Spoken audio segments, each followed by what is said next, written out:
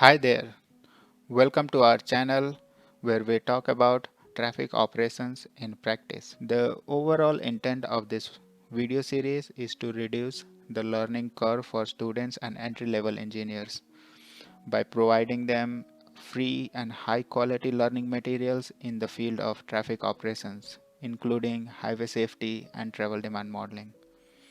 The majority of content in this work is written by Professor Jiangling.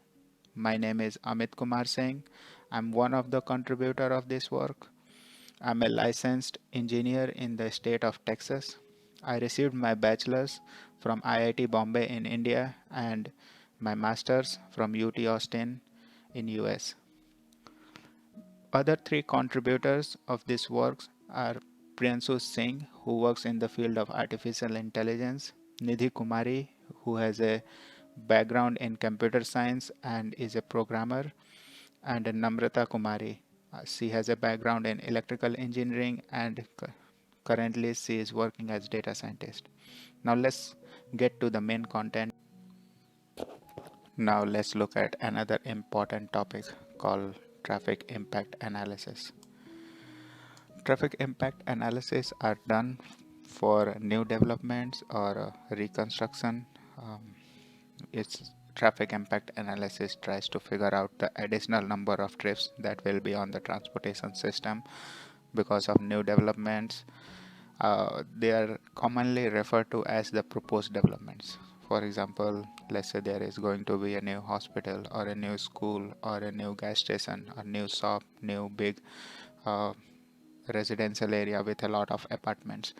Then these developments will produce and attract several trips. So traffic impact analysis is done to figure out what will be the impact of those developments, how many trips they are attracting. Usually the developers uh, perform traffic impact analysis as a part of permitting process. Um, since this is a land development kind of thing, a lot of local knowledge, a local laws, a local kind of preferences are involved in traffic impact analysis. So the procedure we are going to discuss is a general procedure which can be used to perform traffic impact analysis. However, the guidelines may differ from municipalities to municipalities, from different land area codes to different land area codes. When the traffic impact analysis is done, typically the recommendations that are proposed as a part of traffic impact analysis, which are signed and sealed by a licensed engineer in the state, uh, the cost for those developments is usually uh, taken by the developer. So the another important or another aspect of traffic impact analysis is to first figure out how much volume it is going to add to the system, then figure out what will be the impact to the system, and then what are the proposed solutions to bring the level of service within acceptable level of service, and then figure out the cost that is related to bringing that level of service within acceptable level of service and providing the transportation infrastructure. So that's what the first paragraph talks about. One of the best guidelines, in my personal opinion, can be found in this site impact application guide by my by my favorite department of transportation, Florida DOT. Personally, most of the guidelines that are produced by FDOT are well thought through, and I'm a big fan of FDOT guidelines. Follow their work, and usually we follow the local guidelines, and we are local guidelines always takes preference over the general guidelines. But if something is not found in local guidelines, the first reference I always go to is the Florida Department of Transportation. Their guidelines are very detailed and very intuitive and well thought through in some sense. uh, I really enjoy reading through their guidelines. So traffic impact analysis use trip generation distribution method. It's also called trip generation distribution method forecasting. and there are 4 steps to it, which are the part of traditional 4-step travel demand model. So we will look at travel demand model in the next video. Travel demand model has like different models, and one of them is 4-step travel demand model. So traffic impact analysis uses a simplified version of 4-step travel demand model. So the step 1 is trip generation. Trip generations is done based on ITE manual, which we will talk pretty soon. Then trip distribution, most of the cases is done based on fixed percentage to destinations, and in some complex cases with mixed land use area, it may be also done based on the trip purposes. Then last one is traffic assignment. We do not do mode choice, which is step 3 of the travel demand model. So you'll notice there is no mode choice in TIA. Typically we uh, assume that car are the preferred choice, or at least the projects I have worked on, we have not used mode choice so far. And traffic assignment, which are done manually, so we manually draw all the routes and figure out what are the volumes. Then we have the existing counts that are already existing on the system. We grow it to calculate background counts, and then we add up both counts to calculate final turning moment volume. So this is an overview of how trip generation distribution method work, or TIA calculations work. Now let's look at each step one by one. So the step 1 is background traffic growth. Background traffic growth is similar to the using growth rate method, which we described in um, previous video or previous section 3.1. So step 1 is pretty much the entire video of 3.1. Step 2 is the trip generation method. Trip generation is a step where we figure out how many trips will be going to the development and coming out of development. So usually generation is calculated for AM and PM peak hours, and one of the most acknowledged guidelines to calculate trip generation is provided by Trip Generation Manual by ITE. ITE is Institute of Transportation Engineers. They publish trip generation manuals, which used to be a book in past, then it changed into a website platform. Their website platform is pretty cool. You can search for different kind of land use, and it kind of calculates several things and gives the output by itself. So it's a pretty cool website. It's definitely an advantage over using the book which we used to do. So looking through the books and figuring out the graph and what formulas to use and how to use them, so all those things has been streamlined by the website portal of trip generation manual published by ITE. So once we buy the actual manual, nowadays we also get a license to access the web app by ITE. Usually if we are working on a mixed development, we categorize the developments into these categories. So residential, office, restaurants, commercial, hotel, and entertainment. The second important discussion is whether to use equations versus rate. So let me draw a graph. In trip generation manual, there are two ways of calculating the total trip generated. First one is using a growth rate, using a average growth rate. So the trip generation manuals gives an average trip rate, which we can multiply with the number of units. So let's say for one apartment, let's say there is one extra trip uh, forecasted. So if we have 100 apartment, then we just multiply it with 1, so it will become 100 trips. So that's the average growth rate, or average trip rate equation. So average trip rate, we can think of a linear line that passes through 0. This is my average rate.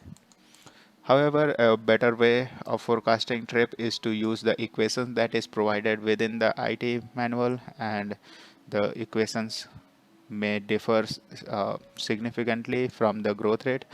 So it's kind of important to note that there are two methods available. One is average growth rate, which you can think of a linear equation passing through 0, and the trip generation equation. They may or may not be linear. Some are linear, some are negative logarithmic, some may be different. So the preferred way of uh, calculating crashes is to use the equations. So there are some guidelines on when to use the equations and when to use the average trip rate. This guideline is taken from F dot site impact application guidelines. So in general, the use of fitted equation is preferred over average rate. So the fitted equation should be used when one of the following condition is satisfied. So either condition 1 is satisfied and condition 2 is satisfied. So condition 1 is satisfied when there are at least two data points distributed over the range of value typically found for independent value, and the line corresponding to the fitted curve is within the cluster of data point near the size of study area. So there are at least 20 data points. So some of the graphs have like only 3 or 4 data points. So we should be using equation when there are at least 20 data points, and let's say our study area data lies here. Let's say number of apartments are 100. So we also need to look at how many points are near this cluster. So let's say the data ends here at 500, and we are trying to forecast for number of units, let's say 5000, and there are no data points around here, even though there are a bunch of data points here. So we will be not using the equation. So condition 1 is we need to have enough data point in the entire sample, and then we need to have enough data point near the unit where we are trying to calculate. Condition 2 is R square for fitted curve is greater than 0.75. Like we looked into R square in chapter 2. R square is a measure of how good the model is. Closer to this R square value to 1, the better the model is. So if the R square is greater than 0.75, then the model is considered good, and the line corresponding to the fitted curve is within the cluster of point near size of study area. And the second one is when we are drawing the line is within within the cluster where line is within the cluster near the size of study area. So for example, a good example of this one would be, let's say we have a big cluster of data points here, but the cluster of data points at other location is like here. So if we fit a curve, let's say the curve is fitted something like this. Now when we are looking at number of units here, we notice that the forecasted number based on the curve is here, but in the vicinity of our units, the data point is kind of located well below the forecasted. Then we will be not using the equation. So this is second condition. So if either of condition 1 or condition 2 is satisfied, we will use the equations. Otherwise we will use the rate. In majority of cases we use the conditions, and some cases we use the rates. A very good guidance on when to use the equations and when to use the rate is provided within F dot site impact manual, and the guidance goes through, I think, between 7 to 10 examples of different conditions, and then it walks through which one to use and why is used. So that's a very good resource to see when we should be using equation and rate by Florida Department of Transportation. The next concept is internal capture. So the first thing to know about the trip generation manual is given here.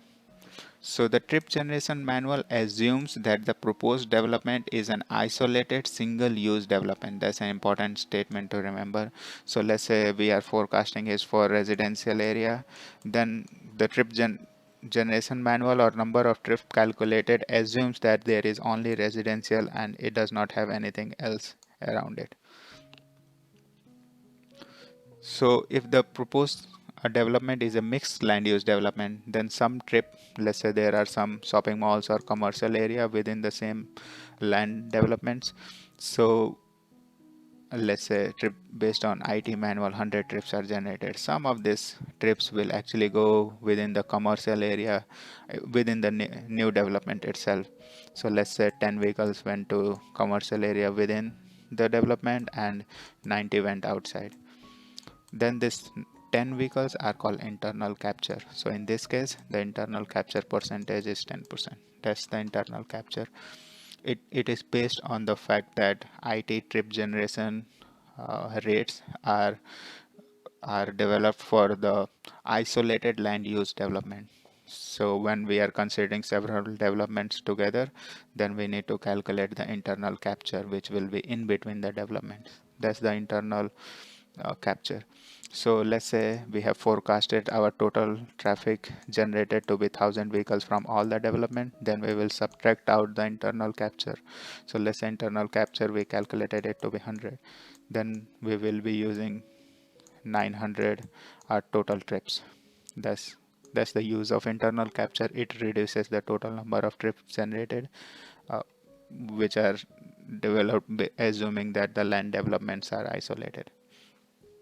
Next important concept is the pass-by trips. Pass-by trips are used for mostly commercial properties where the trips are not generated at the property itself, but they are short-term destination. So for example, fast food restaurant or gasoline station.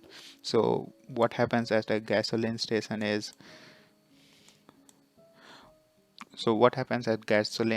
is, a, a lot of trips are made into the gasoline station, and within, like, let's say 10-15 minutes, the trips go out of the gasoline station.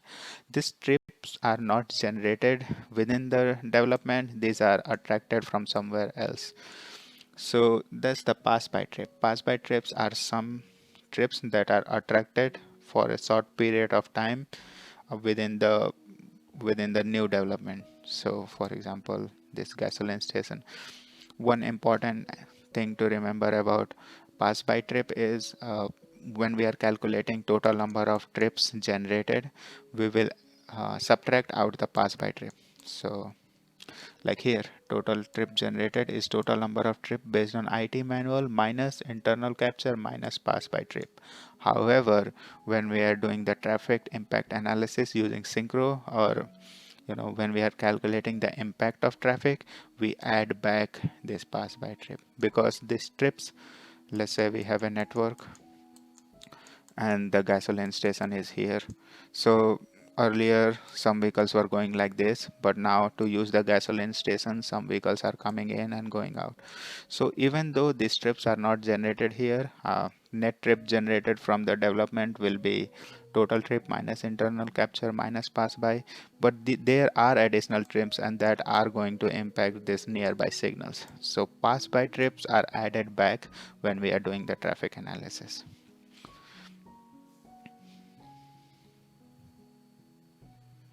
Let's look at how to calculate this internal capture and pass by trip. So internal capture is typically calculated based on NCHRP report. There is a NCHRP report to calculate internal capture, and that report calculates based on the different land development type. It gives a percentage based on the number of trips entering and number of trips exiting, and that's those percentage within the NCHRP report is the maximum percentage that we typically use. So we calculate one internal capture numbers based on the number of trips entering. We calculate another set of numbers based on total vehicle exiting, and then we take the minimum of those to because we cannot exceed those percentages, we usually take the minimum of those number to figure out total internal capture. So from a developer perspective, the higher the internal capture we have, the less trips are going to be generated from development and less money developer has to pay. So there is always a back and forth between client and developer on how much internal capture reduction we are claiming. So internal capture, like I said, is provided in NCHRP report. we can Google search it and figure out the table there. Pass by trips, there is a table online. You can Google search pass by trip percentage. Those are maximum percentage that are allowed to be subtracted as pass by trips. So we'll look at one example on how the trip generation is done. So let's say we are building a new development with single family houses, general office building, and gasoline station, and these are the units. So the first thing to do is figure out which ITE codes apply. So I have put the ITE codes here that are applicable to these developments. Then we need to figure out whether we are going to use the equation or rate. So for the single family house around 100 dwelling unit, the condition for equation is satisfied. So we will be using equation. For general office, condition for equation is satisfied, we will be using equation. And for gasoline station, I think the only the rate is available, so we will be using the rate. The next thing is directional distribution. So the trip manual also gives out of total trip given by these equations or rate, how many will be entering the development and how many will be exiting the development. And these percentages are given there. So using these percentages and this equation, we can calculate AM entering and AM exiting. So here the value of X will be 100. Here value of X will be 100,000. Depending on in what unit this X is defined. And then we can calculate total trip entering, exiting, and then we sum it up. The next step is trip distribution.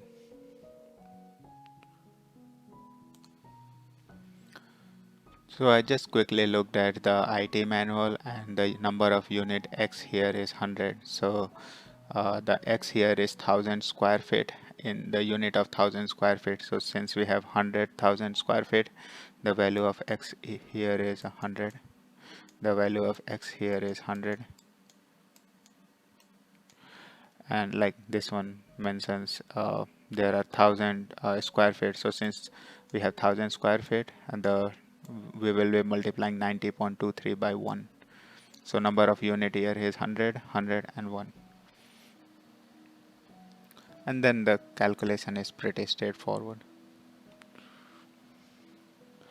The next one is trip distribution.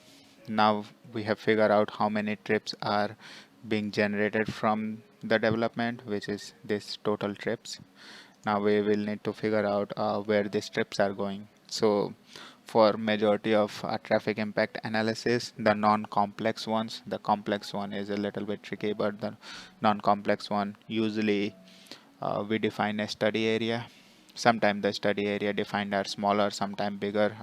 We need to work with client to figure out what study area we are going to use. It changes from different locations to different locations. The size of study area also changes from different studies to different studies. So let's say the dotted line here is my study area. Usually from this development, we try to distribute the trips going out of the going out at major roadways and to the existing development here.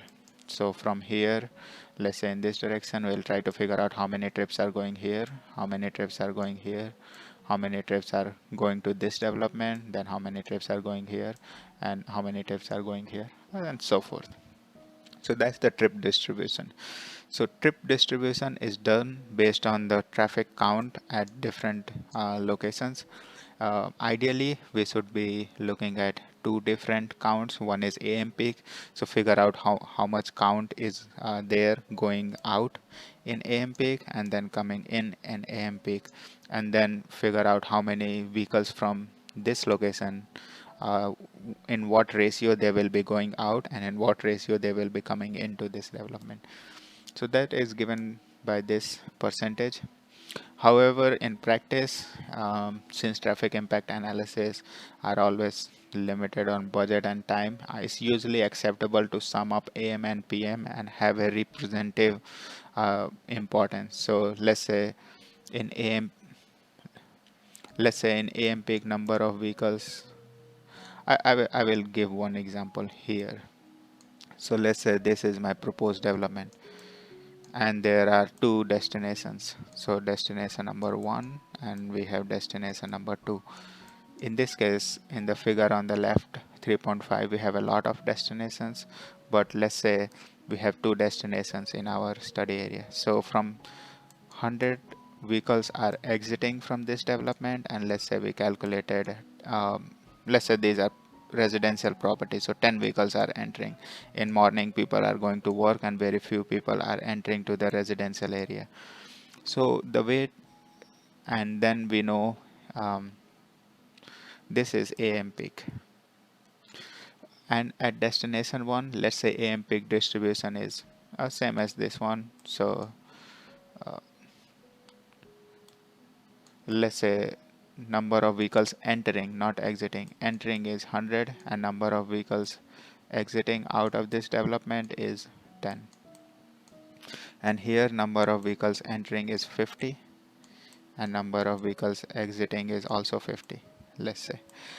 So one way of calculating percentage would be to look at AM peak only. So in AM peak, number of vehicles entering here is 100, number of vehicles entering here is 50. Then what we can do is we can call this 2:1 ratio. So this is in AM peak, we can assume 67% of vehicles are going here and then 33% of vehicles are going here. And similarly, while coming back, since this number is 10, this number is 50, we can assume approximately 19% of vehicles are coming from this location, and we can assume approximately 81% of vehicles are coming from here.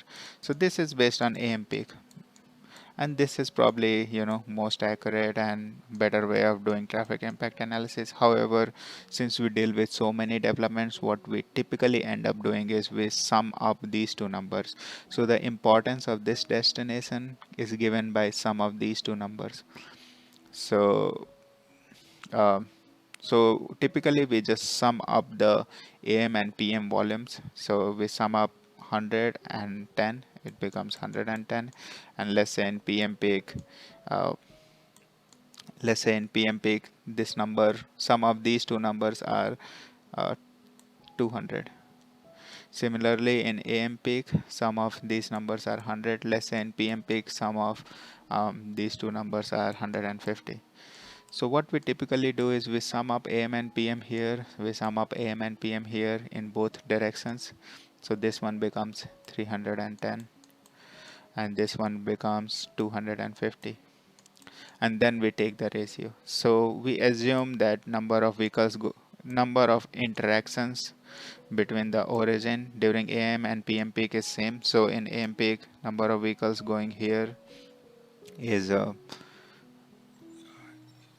310 over 250. So it's 310 over 310 plus 250, which is 560.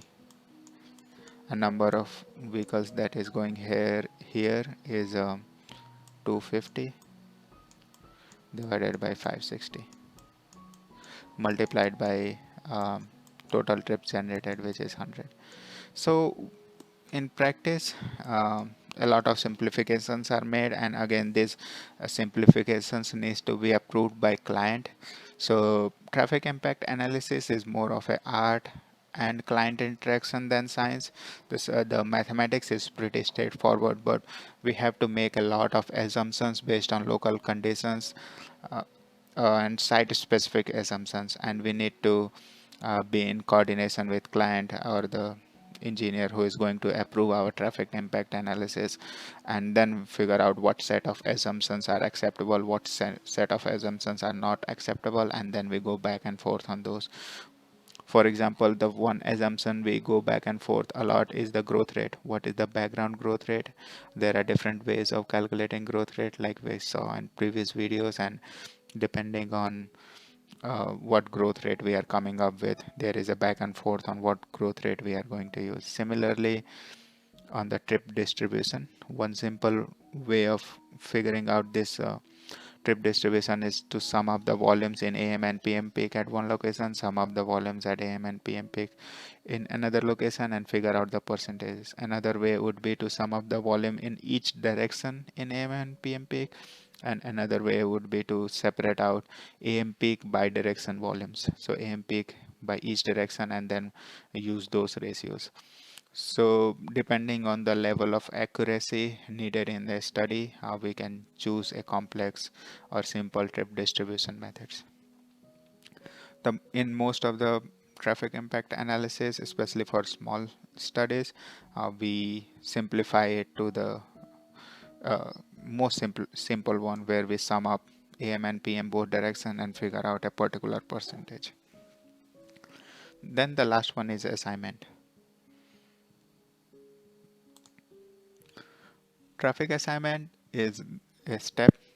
Now we figure out how many trips will go from one location to another and how many trips will come back from one location to another. Now we need to figure out which route they will take. So there can be multiple routes to go to the destination, and typically we manually draw these routes by hand and figure out the alternatives that different trips can take between each origin and destination. And the percentage on each of the route is defined by travel time. So then we go and manually calculate the travel time or expected travel time on different routes, and then we figure out the percentage distribution on each route. Again, this is a set of assumptions. We usually end up with a lot of routes, and this percentage distribution after travel time calculations needs to be approved by client. And final one is the adding up all the numbers. So let's say we are trying to figure out the total right turn volume here. It will be sum of all the routes that are passing through this right turn movement. So all the routes that have this right turn movement will contribute to this volumes, and then that's how we figure out the turning movement volumes or volume at a link.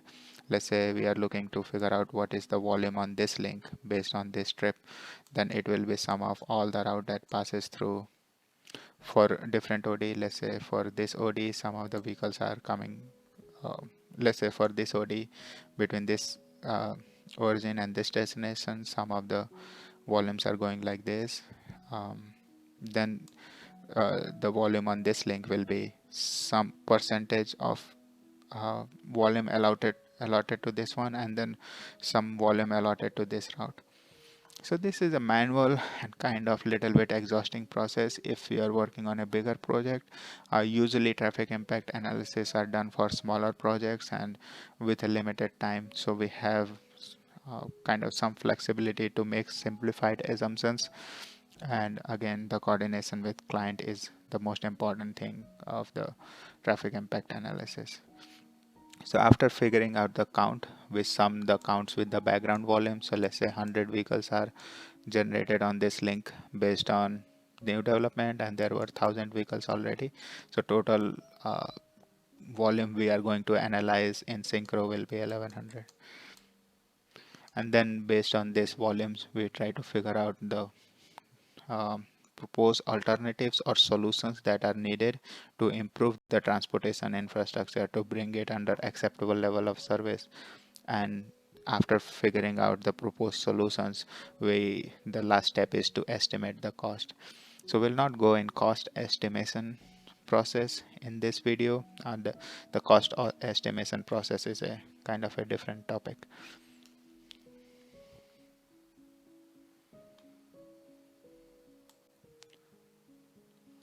Well, that's all I have for this video. Thank you for your time. Thank you for joining us. And if you like it, please subscribe to our channel and share it with your friends.